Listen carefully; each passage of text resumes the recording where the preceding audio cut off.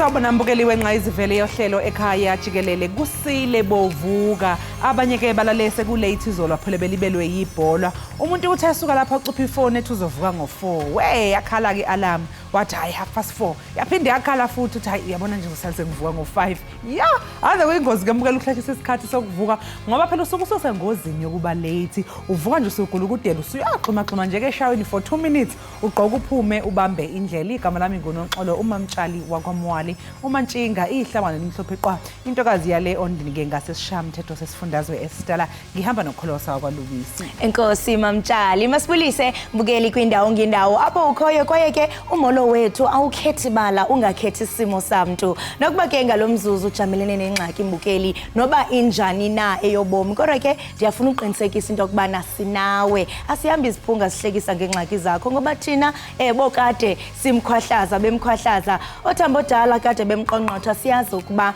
nongafundanga uyaphumelela kwaye oko ke sikufundisiwe ukuba umuntu ongenanto uyahlonitshwa okanye ke xa sijonga kuvimba wethu walentsasa elinye ke lamanqaku ongawalindela baza kuyibekela okanye baza kuyibeleka ikrwempa abo batshaya icuba nabasela utywala njengoba ke linyukile ixabiso lezi zinto kwaye ke noba nje inganyuka imali efunyanwa ngabo bangaphangeliyo kodwa ke baza kuqhuba beyifumana konke ke oku kudizwe kuhlahlo lwabiwo mali izolo timleke ukhalesa kalubisi unonkanyezi ndingumadlo ngothi umazipho umamshukuma umazondwa ngezakhe izinto bukeli masijonge iziphala phambili kule yure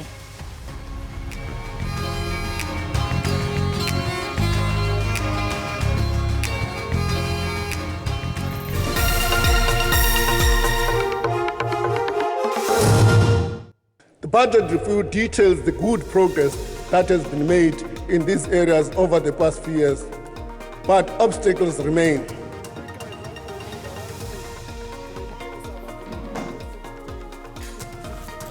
Bazothola kanzima ababhema ugwayi nalabo abaphuza utshwala njengoba yenyukile intengo yalezi zinto kanti nakuba ingenyukanga imali eholwa yilabo bangasebenzi kodwa basazoqhubeka nokuyihola lokhu kuvele ngesikhathi kwethulwa isabelo mali izolo Iparlamente ivotele isiphakamiso sokushenxiswa kamongameli wejaji eNtshona Koloni uJaji John Hlophe ngoku umongameli welizwe uza kwaziswa ngesigqibo sendlu yowiso-mthetho. Green at the moment. Pele with the hesitation. Goes past the upright, hits the stanchion, it's all over. I don't think she ever could actually believe that. Isikhukhune United yedlulele esigabeni esilandelayo somqhudelwano iNedbank Cup ngemva kokunqoba sekushawa amaphenalty izolo ebusuku.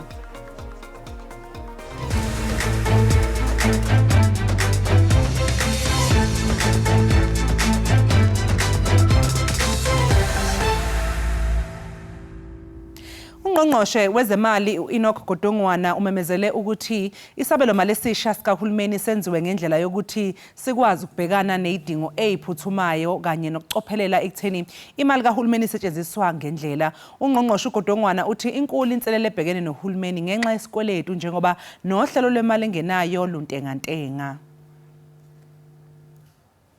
uGodongwana uqagule ukuthi njengoba bebheke ukuthi izinga lokwenyuka komnotho wezwe lifinyelele ku1.3% kulonyaka lokhu ngeke kumsize kangako uhulumeni ukubhekana nezinga lobubha kanye nesibalo esiphezulu sabangasebenzi. We have embarked on a broad structural reform agenda that aims to address the challenges that held back our growth. This agenda included areas like electricity, logistics, water, telecommunication and visa reforms. The budget review details the good progress that has been made in these areas over the past few years, but obstacles remain. Ngokwezinkomba kwehle ngezinga eliphezulu kakhulu ukuqoqwa kwemali okufanele ingene esikhwameni sikahulumeni. Okube umthelela omkhulu walokho kubangelwe ukufadabala kwenzuzo emkhakheni wezezimayini nakumkhakha wezimboni zokukhiqizwa kwendwangu. Ayisaphathwa yenkinga yokucisha kogesi okuyiyona ewumthelela omkhulu ngeinselelo eyibhekene nohulumeni. Ihhovisi lomgcini mafa lithi enye ingwadla enkulu emahlombe kahulumeni isikweletu abhekene naso nokuqagulwa ukuthi kusengenzeka senyuke ngenxa yenzuzo encane yemali engenayo uma kuqhathaniswa nezinga lemali ephumayo okudingeka ukuthi isetshenziswe uhulumeni. We're giving you this money. We are going to experience sterilization costs And because we are going to experience sterilization costs, we need to be compensated for that. And the agreement with the Treasury is that 100 billion will go back to the Reserve Bank so that we can pay for those sterilization costs over a period of time. Ukungasimami kwezinkampani ezingamabhizinisi ombuso ezihlala zidinga usizo lokutakulwa uhulumeni nakulonyaka omusha wesabelomali kusengumqansa. I-Eskom kulindeleke ukuthi yabelwe ingxenye enkulu yesigidi zamarandi ezizofakwa uhulumeni. I-Transnet iyodwa izonikezwa isibambiso sika 47 billion amarandi kulonyaka nokulindeleke ukuthi ingxenye yaso engu22 billion amarandi isithole ngokusheshsha. Kusenjalo umphathiswa wezimali uEnoch Godongwana kazange abhekeze ukonyusa kwerhafu ehlawulwa ngabantu abasebenzayo kuhlahlo lwabiwo-mali lwalonyaka. Kodwa ke endaweni yoko ubhengeze ukunyuka kwerhafu kwicuba kunye notywala njengezinye indlela zokujongana noxinzelelo lwemali. Umphathiswa wezimali uEnoch Godongwana uthi ingeniso yehlile kakhulu kunyaka-mali ogqithileyo, yehle nge-5.61 yeebhiliyoni zeerandi kunokuba bekuqikelelwa. Oku kuthetha ukuba akukho mnyinyiva kubahlawuli berhafu abaphantsi koxinezelelo. Revenue is mostly raised through personal income tax, but not adjusting tax brackets, rebates and medical tax credits for inflation. Ngokwesiqhelo iza kwenyuka irhafu yeziselo ezinxilisayo. Ibhiya, umdiliya omfaxangiweyo uza kwenyuka ngemali engaphantsi kwerandi. Ngelixa irhanqa kuqukwa ivodka, iwhisky negin ziza kwenyuka ngaphezu kwe-R5. Iimveliso zecuba nazo ziza kwenyuka kakhulu kuqukwa nevaping. Nakuba kunjalo uGodongwana ubabonelele abathengi kwiimeko zokwenyuka nokwehla kwamaxabiso.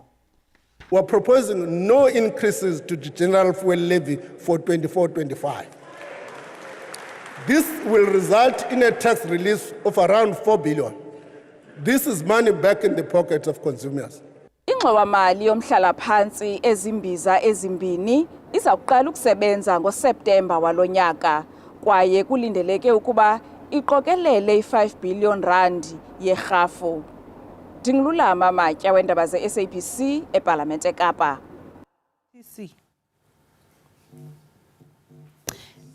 Kanti ke mbukeli mangabeke siqhubeka kusenjalo ihlukene ke imbono yamaqembu ezombusazwe amayelana nenkulumo yesabelomali eyethulwe ungqongqoshe wezemali uEnoch Godongwana.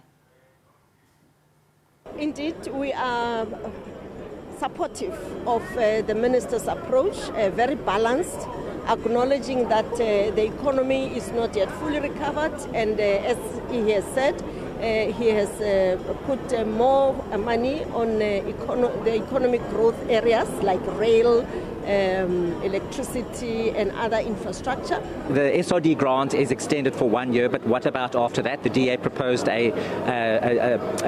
evolving it into a job seekers grant. Also, the increase in the child grant it's hopelessly too little. So nothing happened here. I think he just wanted to put a budget that will actually please people outside there, knowing very well that all those things that he has committed to and he has announced won't actually work. The elections budget, they tried to talk about increasing social grants. The first tranche will come now, the next one will be after election. So they are saying if you vote for us, we'll rather do in October. Our debt is costing 75% of our GDP. We are not a country that should be borrowing anything because whatever we're making goes towards paying debt, and it's not going towards the well-being of the people. There's some good things, there's some things we're quite disappointed by. We appreciate it's under very difficult circumstances for government, but we really hope to see a much more aggressive budget which is going to grow the economy, reduce unemployment, really escalate the fight against crime and corruption. We didn't really get that out of the budget. Kusenjalo uhulumeni uzothola imali elinganiselwa kumabhiliyoni amahlanu kubakhokhi bentela abazohlomula ohlelweni lokukhipha ingxenye yemali esesikhwameni somhlala phansi noluzoqala ngoMandulo. Progress has been made on the two-pot retirement system since I last addressed you during the medium-term budget policy system. Contribution to retirement funds will be split with 1/3 going into a savings component, 2/3 going into a retirement component. Uhulumeni ulindele isibalo sabantu abahola isibonelelo ukuba sifinyelele ezigidini ezingu-19.7. Lezibalo azibafaki labo abahlomula ngemali yesibonelelo sabangasebenzi. Isibonelelo sezingane nesezaguga sizodla u-60 wamaphesenti wemali ebekelwe izibonelelo kule minyaka emithathu ezayo. Isibonelelo salaba asebekhulile nabaphila nokukhubazeka sokwenyuka ngekhulu lamarandi. Kuthi isibonelelo sezingane senyuke ngamarandi angama-20. Bendihamba ngabe eGugu lethu ndithukwa ngomama exhakwazana elinye linikhomba nge-walking stick. Uthe wena kakuhlukane nosinyusela nge-20 rand. So I want to assure la gogo ukuthi mna di-generous anzomnyusela nge-20 rand. We are giving them an increase of 100 rand to the old age grant. Ugodongwana uthi isabelo sakulonyaka sizohlenga ingxenye enkulu yemali encishiswe kumhlahlandlela wokusetshenziswa kwemali yahulumeni. Real growth in the government wage bill is still nevertheless expected to decline by an average 0.1% per annum in the medium term. This is relative to a 5.4% real increase in capital outlays on average for the same period. Umgcini mafa kuzwelonke usazobheka ezinye izindlela zokuxazulula udaba lwesibonelelo sika-350 wamarandi.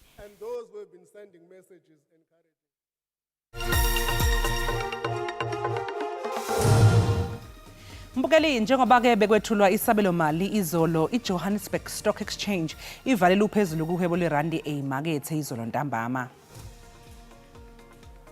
Irandi libiza u-18.84 edoleni lasemelika libe u-23.78 kupondo kanti ke lu-20.38 ku-euro. Ipula laseBotswana libiza u-1.38. EJSE kuvalwe ke inkomba yezabelo iphansi. Igolide libiza $2,028 i-ounce, iplatinum libiza $886 i-ounce, uwele ongahluziwe ubiza $82.37 umphongolo. Umhla wesihlanu kweyesilimela ityala elijongene noThabo Bester kunye noGqirha uNandipha Magudumana kunye nabanye abasixhenxe atyholwa nabo kwinkundla ephakamileyo eBloemfontein. Bakhathazekile ke ngesimo sikashukela sikaBester. Ummeli omusha kaBester utshele inkantolo ukuthi unqabile ukudla isidlo sasekuseni njengoba bekunoshukela omningi. Akukho ke sesimweni sokuba kudliwe umuntu onesifo sikashukela. Ngalokho ke akakwazanga ukuphuza amaphilisi akhe ekuseni ngaphambi kokuba aye enkantolo. The issue is not him wanting to have the meal, Your Worship. The issue herein is if he does have that meal, my client is a diabetic, Your Worship, and the food that was provided to him will spike his sugar levels. They have not taken that into consideration. If they have, Your Worship, they will offer him food which would be consistent to giving someone who has diabetes. He has medication which he needs to consume. Unfortunately, he cannot take the medication because he hasn't consumed any food thus far. Ukuthandana ke ukujwayeleke ukuthi kubonakale enkantolo kubona akuzange kube khona. Udokotela ke uNandipha Magudumana manje usewumsola wokuqala. Lokhu kulandela ukuhoxiswa kwamacala kwabasola abathathu ngesikhathi bevele enkantolo phambilini. Abathathu kwabagcina esitokisini bazoqhubeka nokugcinwa esitokisini. Kuthi ke abayisithupha bangaphandle ngebheyili baqhubeke nokulandela imigomo yebheyili. Isishayamthetho sikazwelonke sivotele isiphakamiso sokuhoxisa umengameli wamajaji eWestern Cape ijaji uJohn Hlophe. Lesi sinqumo sesodluliselwa ke kumengameli wezwe uCyril Ramaphosa. As I indicated earlier, Ledlule ijaji uHlophe lafaka isicelo esiphuthumayo enkantolo ephakeme eseWestern Cape sokuzama ukumisa isigcawu sePhalamende esivotele ukuphasisa isiphakamiso sokuchithwa kwakhe esikhundleni. Ukuketulwa kwakhe esikhundleni kuthole ukwesekwa amalungu esishayamthetho angama-35 avotele ukuhambisana nesiphakamiso kwasekuthi ke 27 angama-27 avotelayo ukusiphikisa. uHlophe walahlwa ngamacala ezenzo zokuzama ukuxambukela ecaleni lenkohlakalo lalowo owabe engumengameli wezwe uJacob Zuma. Ngaphambi kokuba uphume Mbukeli uye naphi na njengoko kaloku sele siziqoyilile ingongoma beziphala phambili rhabula ufinqe kuqikelelo lwemozulu.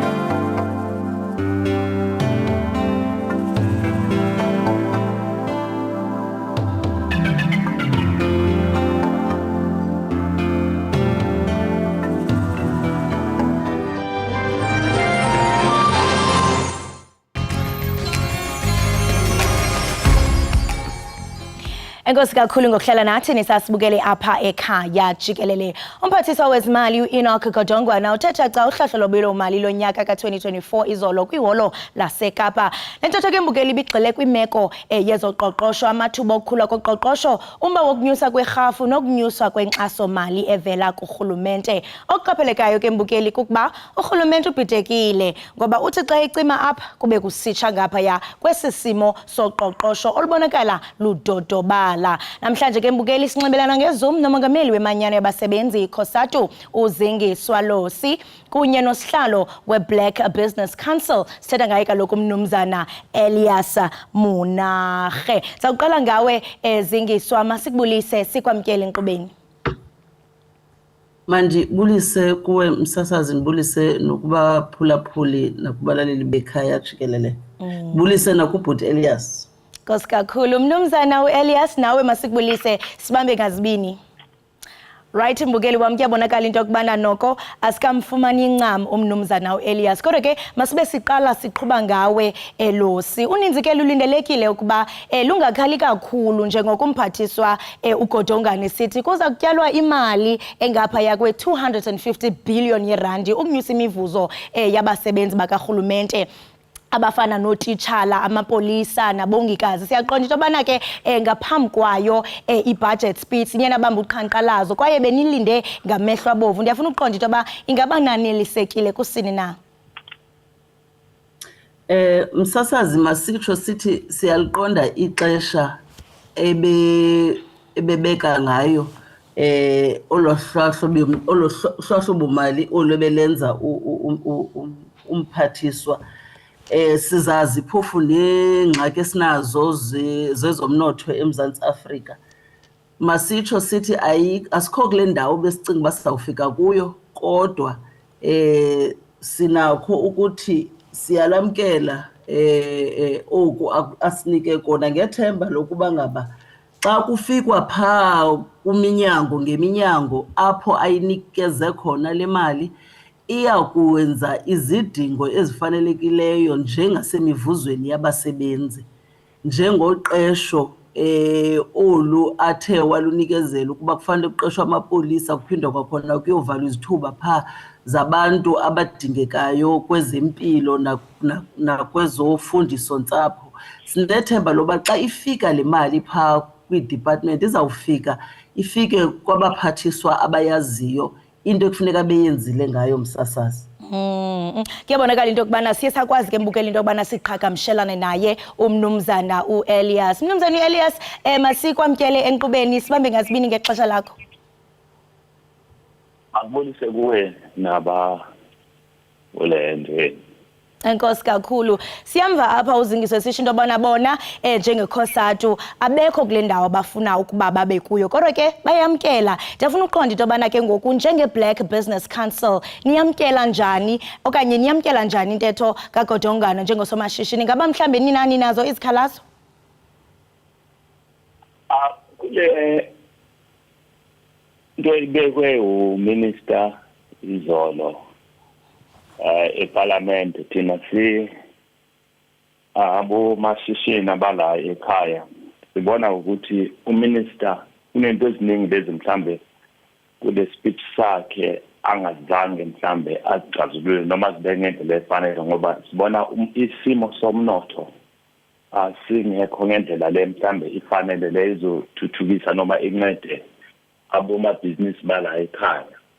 Into yokuqala esibili ukuthi masibheka ukuthi kule nsuku ezindlulile or kulamalanga andlulile siyabona lento yombani iyo kahle mhlambe le yenza ukuthi abomabhizinisi wethu singabantu abamnyama singabi esimeni eside sokuthi bengathuthukisa mhlambe amabhizinisi wethu, ngoba indlela le mhlambe yenza ukuthi kungabi nombani isibeka isimeni esibuqayise ukwenzela ukuthi singabi kule ndlela le izenza ukuthi umnotho wethu uthuthuke ngendlela lesifuna ngayo.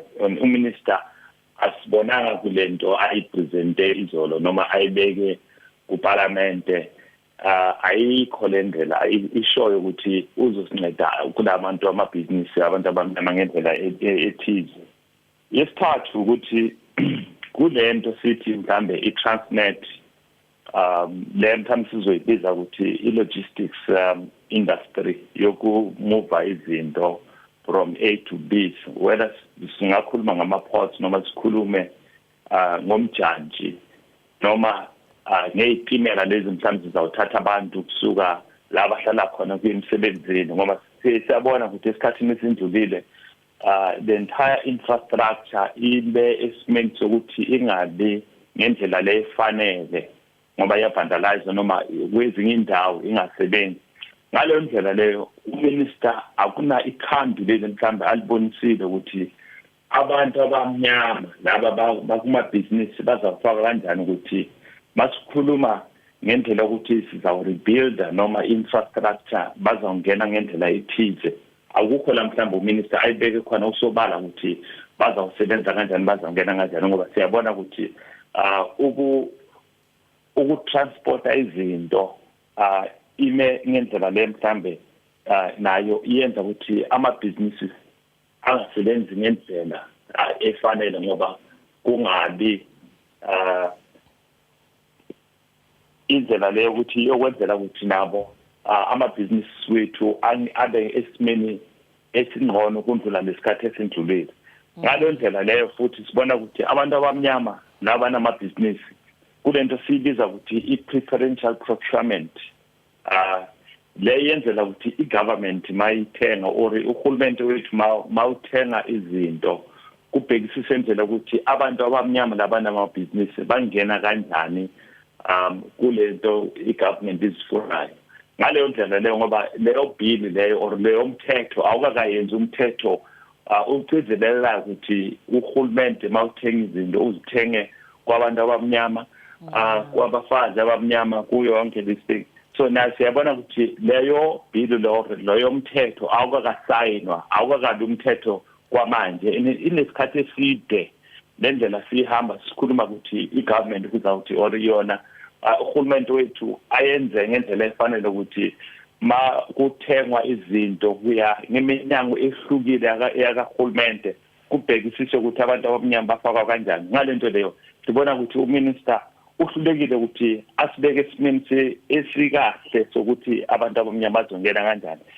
Yenye into mhlambe sithi uminister azange mhlambe ayibhekisise ukuthi abantu abamnyama isikhathi lesiningi lento iyenza ukuthi amabhizinisi wabo angayiphambili ilento yokuthi amabhenki akekho esimeni sokuthi angaboleka abantu imali ukuthi bayifake kulamabhizinisi wabo ngendlela efanele. Ngale ndlela leyo kusho ukuthi uminister kulonyaka omdlulile ku-2023 ku-midterm budget statement uye wakhuluma nge-bounce back scheme. Kuleyo bounce back scheme nokufuza ukuthi amabhanki abe nendlela yokuthi azonceda abantu kanjani. Uminister kule speech azange akhulume ngayo ukuthi ngoba amabhanki akakhe esimeni sokuthi anganceda abantu ngendlela ethize laba namabhizinisi izenza kanjani. Ngaleyo ndlela leyo uminister azange akhulume ngayo wayithulela kwaga azange atsho enye into. Ngaleyo ndlela leyo sibona abantu abamnyama kulamabhizinisi they continue siyaqhubeka ngendlela ukuthi kuba nzima ukuthi akunagesi akuna i-Transnet bezamuva izinto amabhenki akasimiselanga ukuthi aboleka abantu imali ngendlela efanele. Into sine ukuthi i-access to market iloku iyachipha iyenza ukuthi kube nzima ukuthi abantu bakithi kube nendlela labazongena kuyo. Singabheka ukuthi kwescom kwenzakalani singabheka ukuthi kwenzakalani kwamanye ama-sector la abantu abamnyama kuba nzima ukuthi bangangena amabhizinisi wabo athuthuke ayephezulu. Athuthuke ayaphezulu lilonke eyona nto uyitshoyo mnumzana kuba kuyabonakala into yokubana abantu abamnyama babonakala bengekho included kwi-market chain sentsho kwizinto ezininzi abaxhamli. Ndiyafuna ukuza kuwe ke ngoku zingiswa kuba kaloku ugodongwana unyusile imali yegrant esuka kurhulumente sithetha apha i-social grants nakubeni ke engadizanga into yokubana imali izoba yimalini. Ukhumbula into yokubana ngabantu abathe kratya kwehla pha ku9 million ababexhamla kuyo i350. And ndiyafuna uqonda into yobana njengekhosathi nikholelwa ukuba imali ke ngoku yokunyuswa kwemirholo yabasebenzi iza kuvela phi ngokuqonda kwenu intetho kaGodongwana? Msasazi, masitsho sithi ewe siyayivuyela ukunyuswa kwe-social grant, but masitsho sithi asimvanga ethetha ngokwenyuswa kwe-social relief distress grant ezibe sisoloko sisithi phezu kwayo le abantu bayifumanayo le 350 mayibe yi-foundation ye-basic income grant esakudala siyibiza for over 10 years siyikhosathu. Asimvanga kwakhona ethetha nge-presidential employment stimulus, and into esiyitshoyo siyikhosathu ntoba zibalulekile ezi zimbini. Simvile kwezinye ezi zamaxhekwazi nabantwana, but sicinga into yoba ngaba ezi granti zimbini zenze umahluko omkhulu kakhulu. I-SRD grant ngexesha le-COVID ebesijongene nalo, and siyikhosathu siyafuna uqhubekeka sisenza ikhwelo pha epalamente ukwenzela into yoba ngaba amalungu epalamente ale-6th administration akwazi ukuqhubekeka nokuqiniseka into yoba ngaba kukhona mhlawumbi okungakwenzeka ukulungisa kwakhona oku sesukunikiwe ngumnumzana uGodongwana kule budget athe wasinika yona ukuphakamisa ezi zimbini. Imivuzo yabasebenzi mhlawumbi yaba imivuzo yamasebenzi esithetha ngayo karhulumente simvile enikezela pha kwiminyango ngeminyango kodwa ethetha kakhulu uba le mali ayinikezelayo kufuneka iphinde ijongane neemeko zabasebenzi abasebenzela urhulumente ngokwenxephezelo lwabo lwe-wages. Yiloo nto ndisithi ke ifuna kuphinde kubuyelwe pha kuhlalwe phantsi nabasebenzi, iidepartment zingazenzeli kuba kaloku kune-wage agreement ezingeka-implementwa ngurhulumente. Esicinga into yoba ngaba ke ukuba ngabutshilo kodwa kusafuneka kunabiswe ngoba ndicinga yena usinike nje imali esafuneka ihambe le mali kuyothethwa ngayo kwiminyango ngeminyango eyohlukeneyo. Siyatsho sithi ke msasazi, ukuze sakhe imisebenzi eMzantsi Afrika kufanele silungise u-Eskom, kufanele silungise uTransnet, kufanele silungise ezinye i-state owned entities esinazo. Njengoba esitsho umnumzana uElias, xa unoTransnet ongasebenziyo ubambe imisebenzi emininzi epha kwi-mining, epha kwi-manufacturing, ekwi-logistics. Umnotho wethu woMzantsi Afrika ubambe zezi SOEs ezimbini ukakhulu ngoba abantu banida umbane, abantu banida uba iimpahla abathi bakhiqize zona zibe nokwazi ukufikelela phakathi eMzantsi Afrika nangaphandle. Sibonile ukuba ngaba ewe akayinikezelanga lento ebizwa uba ngaba yi-bail out pha ku-Eskom, kodwa okona simboleko sisitsho thina siyikhosathu into yoba ngaba kwezi-state owned entities msasazi udinga abantu abawaziyo umsebenzi ekufuneka bawenzile ukwenzele kubekho uguqulo kuzo.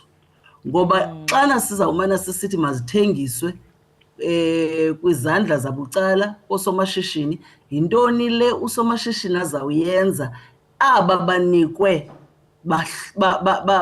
babhatalwayo inyanga nenyanga banee-packages ezinkulu abangakwaziyo uyenza? And xa bengakwazi uyenza le nto oosomashishini babucala abakwaziyo uyenza, mabaphume kufakwe abantu abawaziyo umsebenzi ekufuneka bewenzile. Ngoba asikwazi ukushukumisa umnotho wethu, akukho investor ezawufika eMzantsi Afrika izofaka imali yayo kungekho siqinisekiso sendlela ezifanelekileyo sendlela yoba ngaba impahla abayithengisayo isuka njani na eMpumalanga iyofika eThekwini, iyofika eBhayi, iyofika eKapa kwiipoti zethu ibe nokwazi uphuma ibhekwe kwamanye amazwe.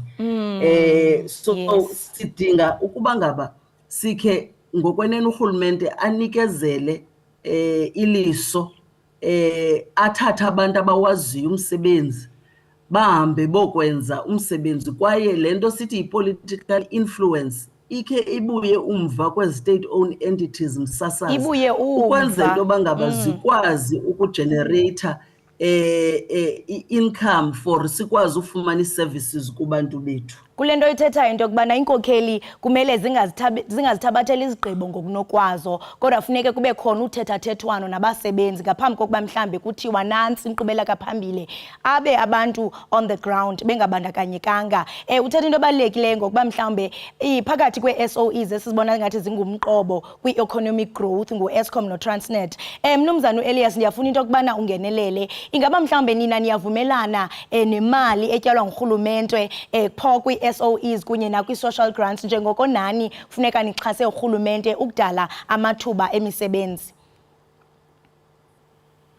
I think there are three things that we need them to sikhulume ngazo ngoba le budget le ayikhulumi ngendlela ukuthi how are we going to industrialize and talk about manufacturing in South Africa.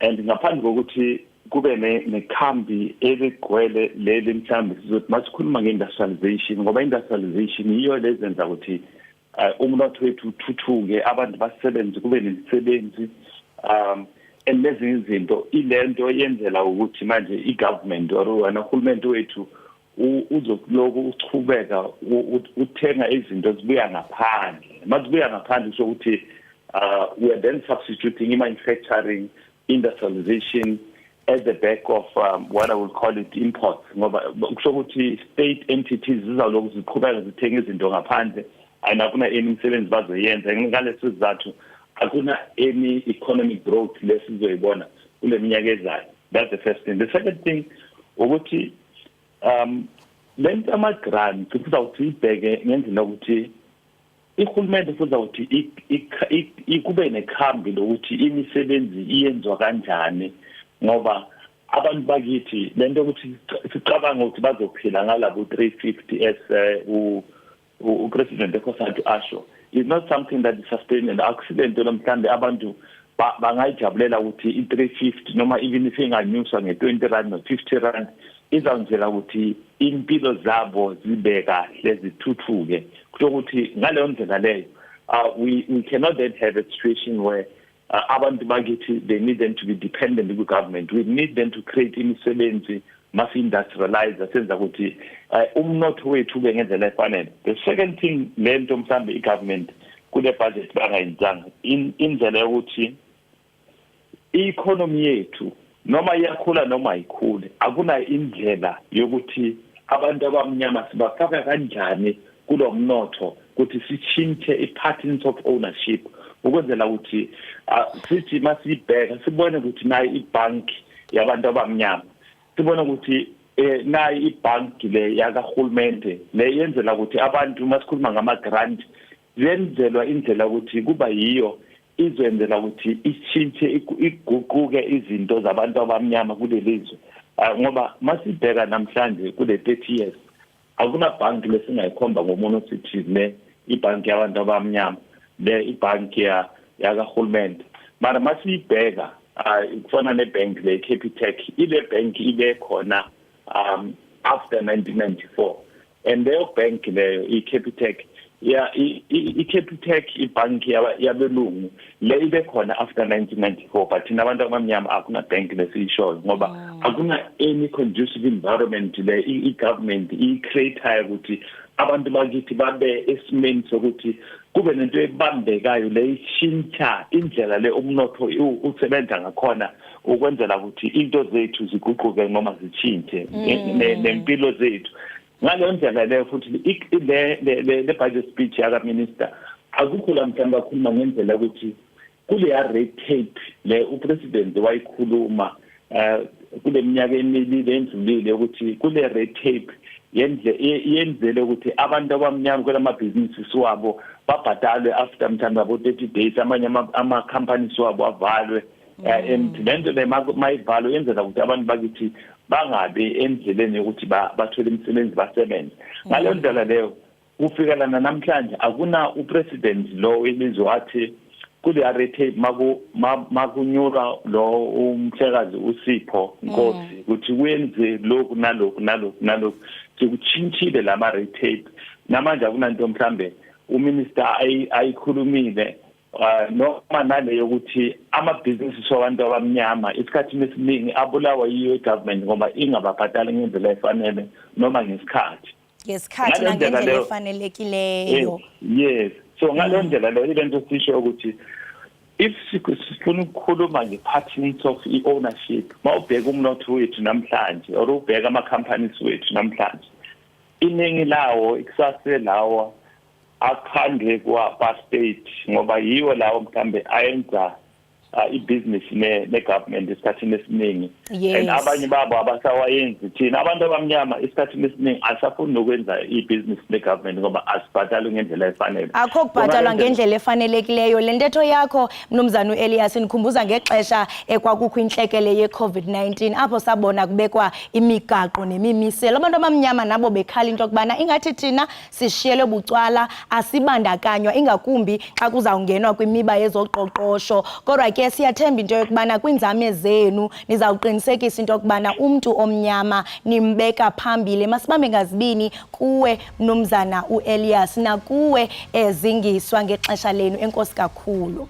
Right, imbukeli we-Ekhaya Jikelele lo ke ibingumongameli weKhausatu uzingiswa lo sikunye nosihlalo ke we-Black Business Council uElias Munakhe bebephendula ke malunga nentetho yohlahlo lwabiwo mali ethiwe thaca ke kumphathisa wezezimali uEnoch Godongwana izolo. Kuyabonakala mbukeli into yokubana zininzi izinto abanganelisekanga ngazo. Ingaba wena apha ekhaya njengomni waseMzantsi Afrika yintoni mhlawumbe othi unesikhalazo sayo? Ingaba wena lisekile kusini na? Qiniseka into yokubana uyasibhalela uluvo lwakho lubalulekile. Masiqhubeke mbukeli sibhatale amatyala qiniseka awugungqi sabukele ekhaya Jikelele.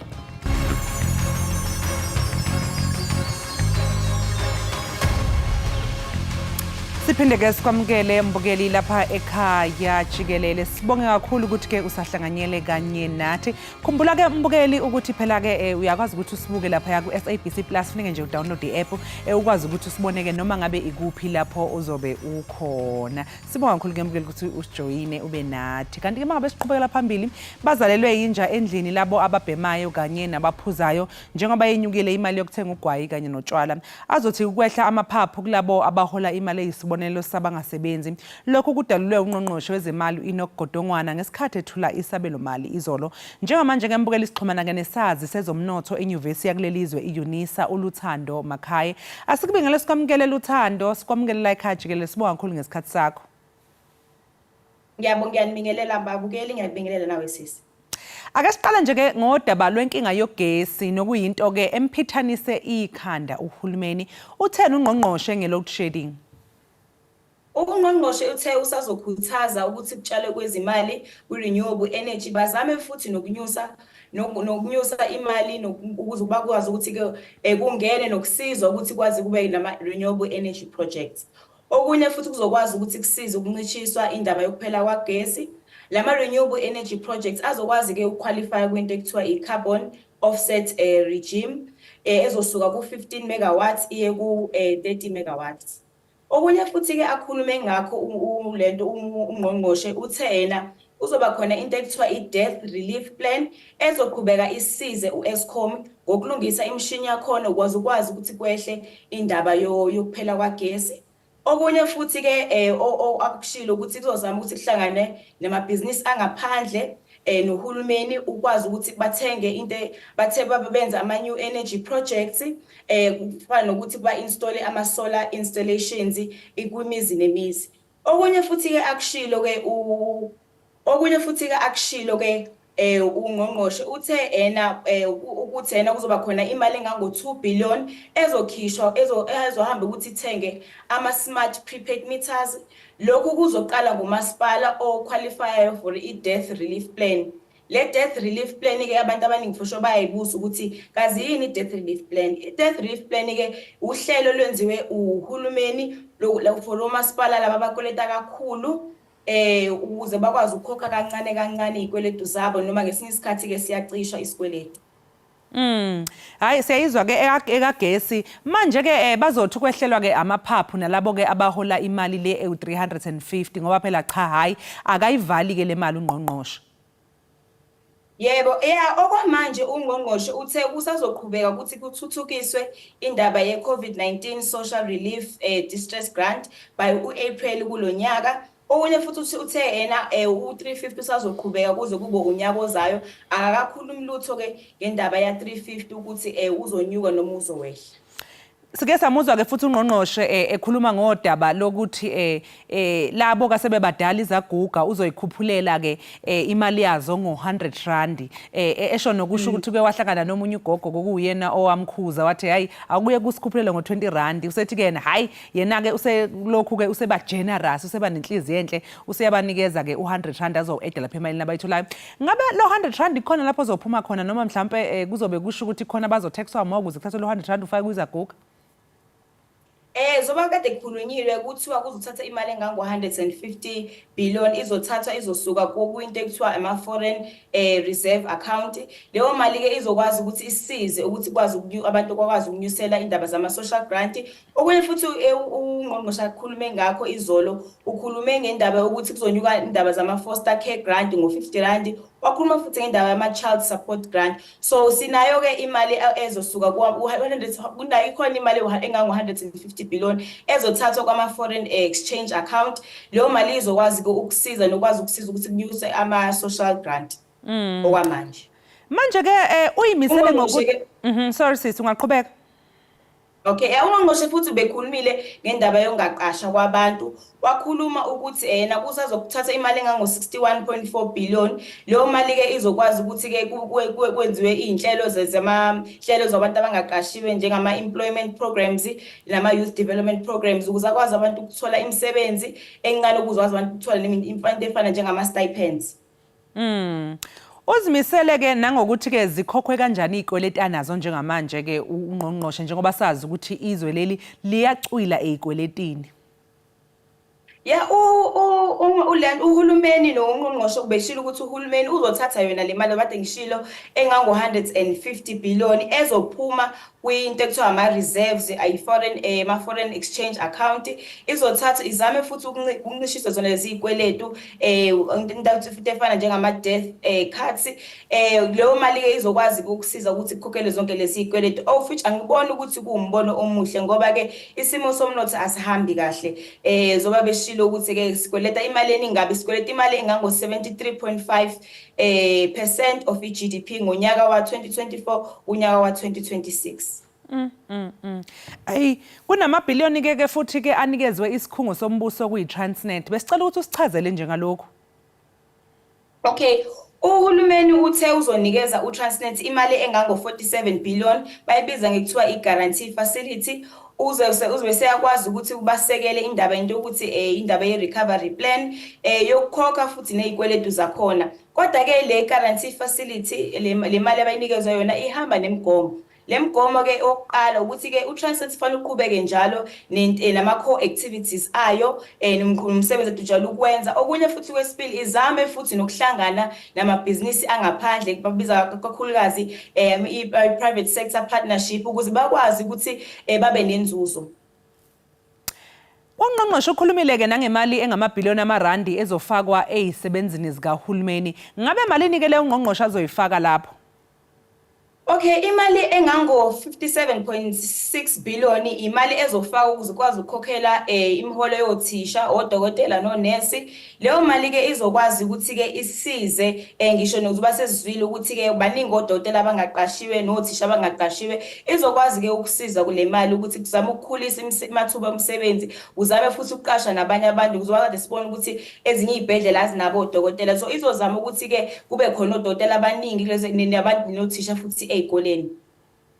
Bayakhala abantu ke ngentela i-tax revenue. Engabe uthini ungqongqoshe ngentela? Ngiyazi ukuthi kukhona abantu bakhathazekile ngokukhuphuka kokudla ezitolo, intela ekhokhwayo umuntu mengabe ethenga esitolo, abanye futhi bakhathazekile ngentela lena umuntu ayithola ngokomholo wakhe. Mhlawumbe nje ungasichazela lapho uthi khona ke ungqongqoshe uthe kuzoma kanjani kulonyaka. I-tax revenue yango 2023 bashilo ukuthi ke ibi 1.7 trillion. Kodwa ke kube khona i-shortfall ke noma i-deficit ya 56.1 billion. Le shortfall ke idalwa ukuthi ke yehlile ke i-corporate profits noma bababiza nge-profits eyenziwa inzuzo eyenziwa inkampani lezi ezinkulu. Ine revenue futhi ke nemali futhi ephuma nemitela ephuma kwa-mining sector. Ungqongqoshe ke futhi ke bese khulumile ngendaba yokuthi uzonyusa i-sin tax, i-carbon tax, ne-fuel levy. Wachaza ukuthi ke i-fuel levy izonyuka ngo-11 cents per litre for upetrol. Wachaza futhi ukuthi uzonyuka futhi ngo-14 cents per litre for udizili uzoqala futhi ngo-April 2024. Mhlawumbe ke uma ngabe sekwenzeka lokho ngo-April 2024 zikhona izinkomba zokuthi kungakhuphuka isikhathi esingakanani mhlawumbe singabona kuqala nini ukuthi siphinde sibone futhi siyehla futhi intengo kapetrol. Hayi ungqongqoshe bengakakhuluma lutho ngalokho ngiyacabanga ukuthi ke umongameli uzokwazi ukuthi yena akhulume nongqongqoshe ukuze bakwazi ukuthi babe nesizathu ukuthi kunyuke yona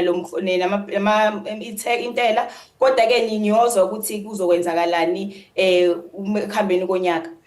Luthando njengomuntu nje mhlawumbe ohleze ekhaya ongazazi izinhlobonhlobo zezintela njalo nongazi futhi ukuthi konje mayilalela inkulumo kaNgqongqoshe uGodongwana yena imthinta kanjani yiziphi izinto mhlawumbe ezibalekile umbukelo ofuneka ukuthi ke ayibheke mhlawumbe ngenkulumo elandelayo yangonyaka ozayo uma ngabe uNgqongqoshe ethula inkulumo njengale yikuphi umbukeli osekhaya okumthinta ngqo yena directly.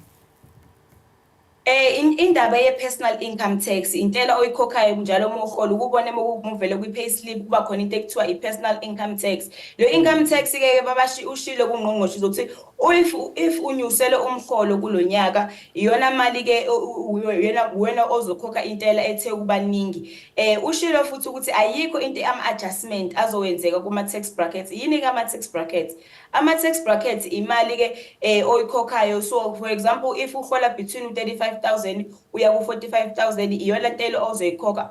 Ushilo ke uNgqongqoshe ukuthi ayikho ama-adjustment azowenzeka between lama-tax brackets. Ikona futhi okubalekile ukuthi ke umbukeli lapha emakhaya ukuthi yena fanele azi ukuthi yena i-personal income tax ebalekile ukuthi afanele ayibheke for unyaka ozayo.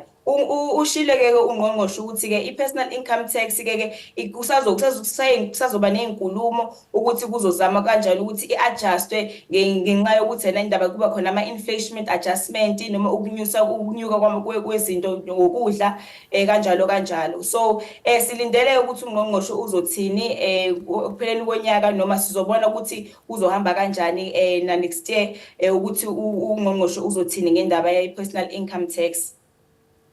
Sibonga kakhulu ke Luthando Makhaya ngesikhathi sakho sikufisele nje konke okuhle. Ngiyabonga kakhulu ukuthi ngibelana.